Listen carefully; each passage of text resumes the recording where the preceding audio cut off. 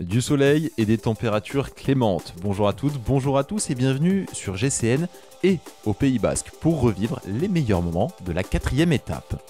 La bonne ambiance règne dans l'aire de départ où Jonas Vingegaard porte fièrement son maillot jaune de leader après sa victoire lors de la 3e étape.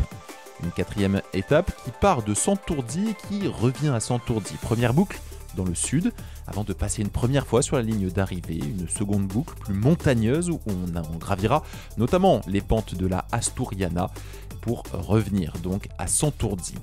Les points clés, 4 ascensions répertoriées, mais également 2 sprints après 130 et 150 km de course qui seront évidemment gratifiés en bonification. Ça pourrait avoir son intérêt parce que ce Tour du Pays Basque est extrêmement serré. Jonas Vingegaard compte 5 secondes d'avance sur Mikel Landa. Le maillot de meilleur grimpeur est toujours sur les épaules de Barrenetxea qui a décidé de prendre l'échappée une nouvelle fois. Il est accompagné de Caicedo, Van Hoek, Joussom ou encore Tesfatsion. Une échappée qui aura compté jusqu'à 7 minutes d'avance avant que l'équipe Ineos Grenadier se mette en route et parte à la chasse de ce quintet de tête. L'avance qui décroît parce que Omar Fraile est intéressé par l'étape, c'est lui qui a aidé les organisateurs à la dessiner. À moins de 50 km de l'arrivée, une chute, elle implique notamment Guys Leimreise de la Jumbo-Visma, mais également Félix Großschartner, l'Autrichien champion d'Autriche de l'équipe UAE. Mais vous le voyez, tous les coureurs ont pu repartir même s'il y a quelques bobos. Finalement, la chasse à l'échappée aura évidemment tourné en faveur du peloton. Le quintet de tête est sur le point d'être repris alors qu'il reste un peu moins d'une trentaine de kilomètres à parcourir et un sprint gratifié en bonification. La bonne affaire, elle est à mettre au crédit de Barrenetxea qui aura renforcé son maillot de meilleur grimpeur.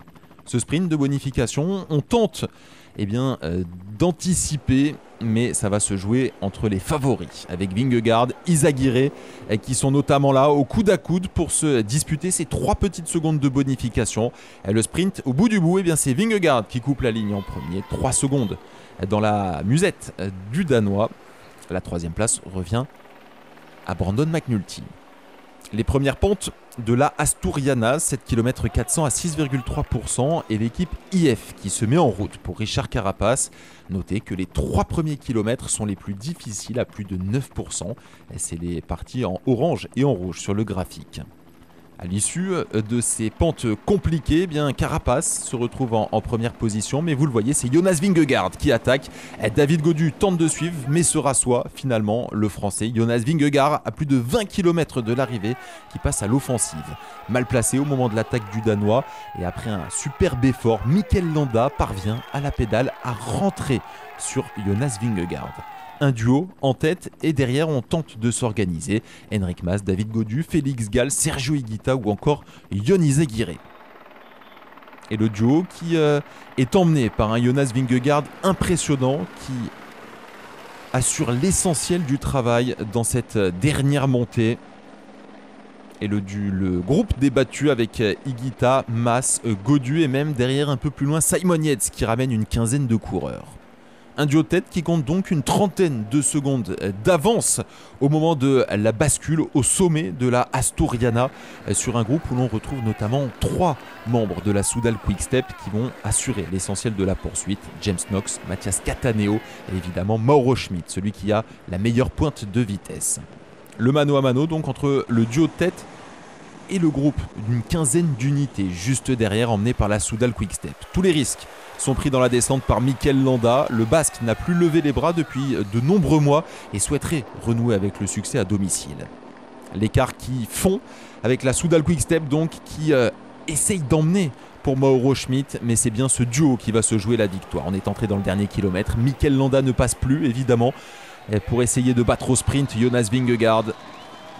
Ça va se jouer entre ces deux-là, même sur le peloton et juste derrière eux.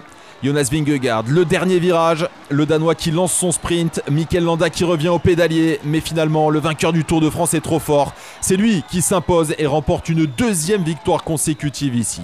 Et c'est Mauro Schmid qui règle le groupe des poursuivants. La très bonne opération réalisée par Jonas Vingegaard avec les bonifications en cours d'étape et la 2e victoire consécutive ici. Et seulement 2 petites secondes de débours pour les poursuivants qui auront parfaitement limité la casse. Ils peuvent remercier la Soudal Quick-Step. On revoit ce dernier sprint avec Vingegaard qui lance, Landa qui remonte mais qui vient buter sur un Vingegaard trop fort aujourd'hui, qui vient donc glaner un 6e succès depuis le début de la saison. Les 6 d'ailleurs sont obtenus en terre espagnole. Il avait 5 secondes d'avance au départ de cette 4e étape, il en a donc 12 maintenant sur Mikel Landa. Notez que David Gaudu, le français, conserve la 3e marche du podium. Le maillot donc bien sur les épaules de Vingegaard et une grande question, est-ce que le Danois a d'ores et déjà tué tout suspense dans ce Tour du Pays Basque? Vos réponses en commentaire. Et évidemment, on retrouvera les résumés des 2 dernières étapes sur la chaîne YouTube de GCN.